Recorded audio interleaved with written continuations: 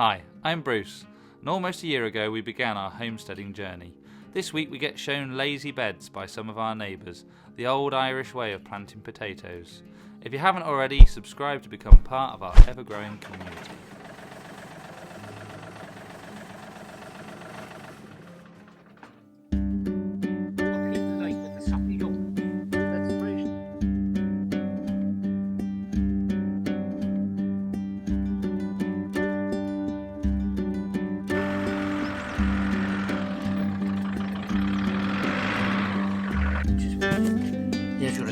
Oh wow, look at those.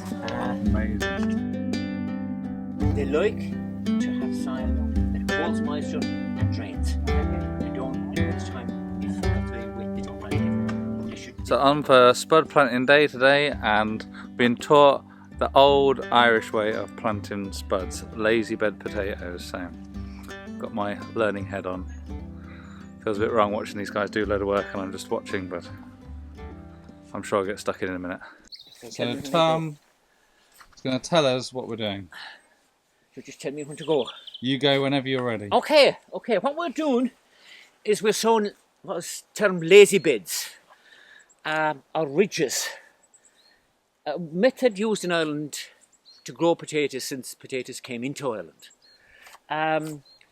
It's a very efficient method of breaking new ground.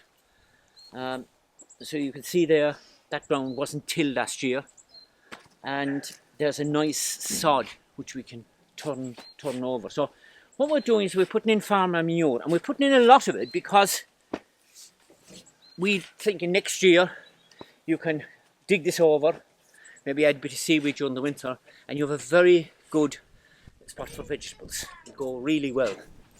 We're going to sow an early variety called Landleaguers, which was the traditional early potato in Ireland. And we'll also try a few different varieties that we have. Chapel Mira, which is a non-blighter. But the main thing we do is we put down the dung first, and we put down a lot of it. And then we'll turn a sod. It's called in Irish a harboured. And we'll lap it across to the first potato. And then we'll make a furrow in between the two ridges, and we'll use that to cover the middle potatoes. You see as we go along how you sow two ridges. You normally do 2 or 3 or 4 ridges, so that you have a very wide furrow between each ridge. And the idea that what was good about that was that the air circulation is better, and in a country that's plagued with blight and always has been, that's a good idea to keep the airflow through the potatoes as long as you can. So we'll get the dung in, and then we'll stop us and put the seed in, and you'll see how we lap the sod over on top of the Irish word for the seed was a skillon. Skillon, yeah. Lovely. Okay. Thank you for that, Tom. Okay, no bother. Something, and you want to be too lazy, Tom. Just working bond. I know, it sounds like a trick from the off.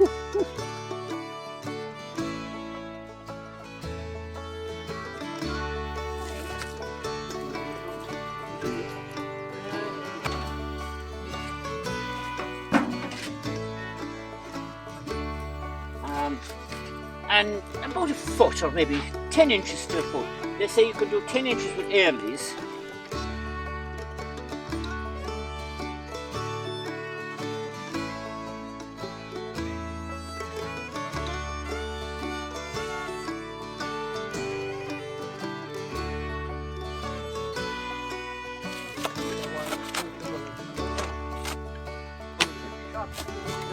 Yes.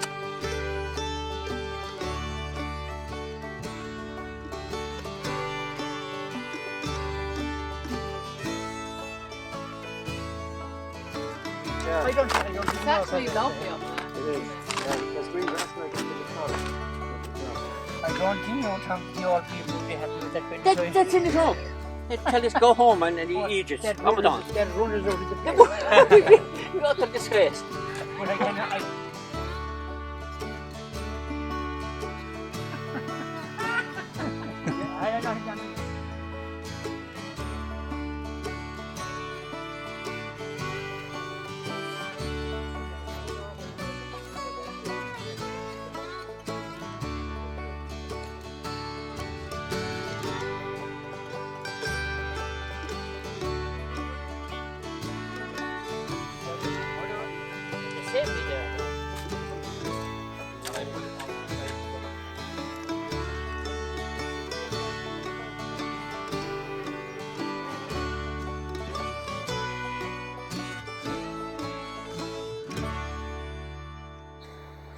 So everybody's gone home now, and I am so happy to have had everybody over and feel like I figured out some key ingredients to happiness, and community is definitely one of them.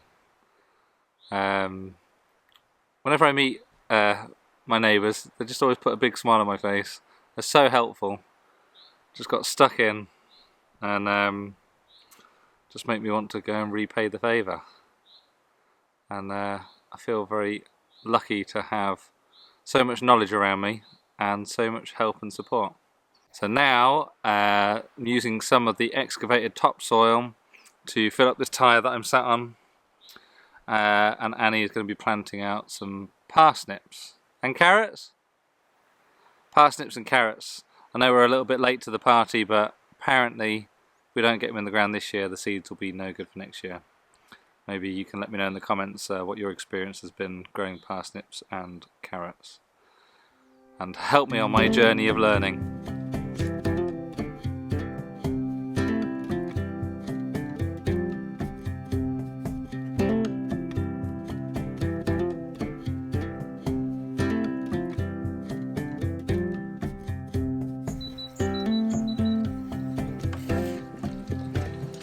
Look, your hands in the air like you just don't care.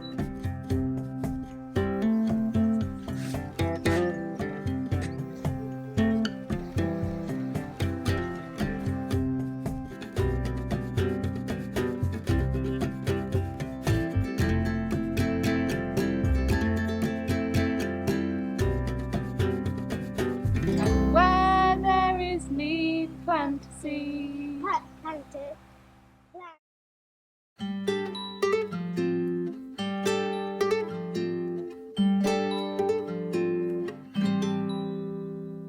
So yeah, as you can see, I've dug a trench all the way around the polytunnel, and then that path leads all the way down to my wood store and compost loo, and the idea being just gonna whacker that down and put in some bigger stone and then top dress it, and hopefully that will kind of help with the winter months and the drainage, because sometimes water would kind of come in under the polytunnel. So we'll see, it's all an experiment.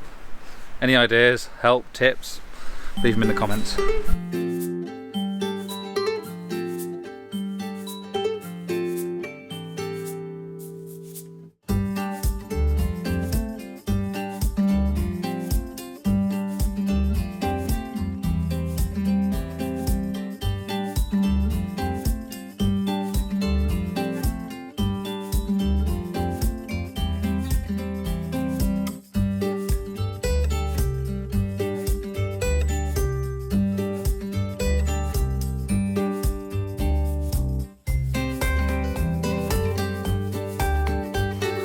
That's as much as we can do for now, because I need to get down the quarry to get some stone, and some extra weed suppressant matting, so we'll pick up with this again tomorrow. Okay, so got the whole team on today. Just got back from the quarry.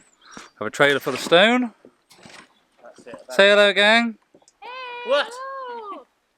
Turn that off. Fraser doesn't know how to say hello, apparently. I'm going to put you in the dry. You can watch from a distance. Oh, mate.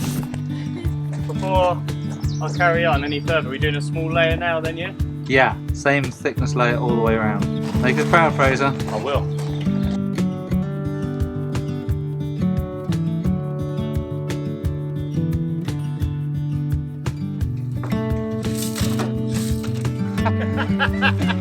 Like that. Well done, Fraser. You're vlog material. Mate, I am.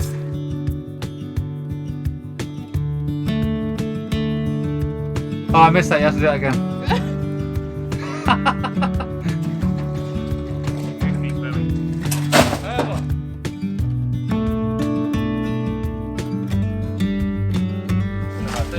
Hello. Hey, I'm coming for you!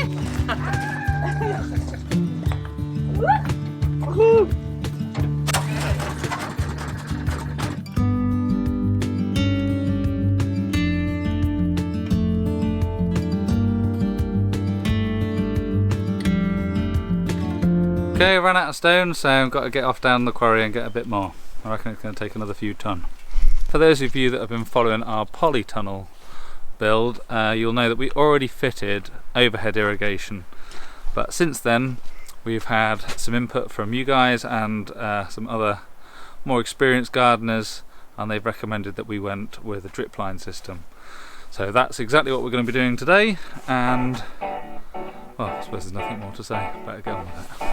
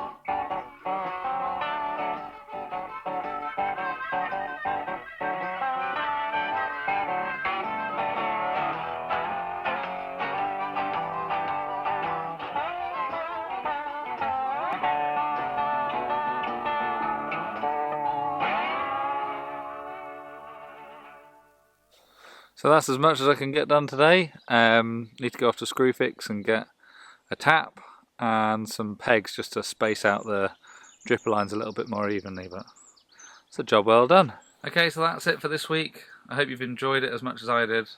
If you have, don't forget to hit the thumbs up, and if you haven't already, it would be great if you could subscribe. And I'll see you guys next week.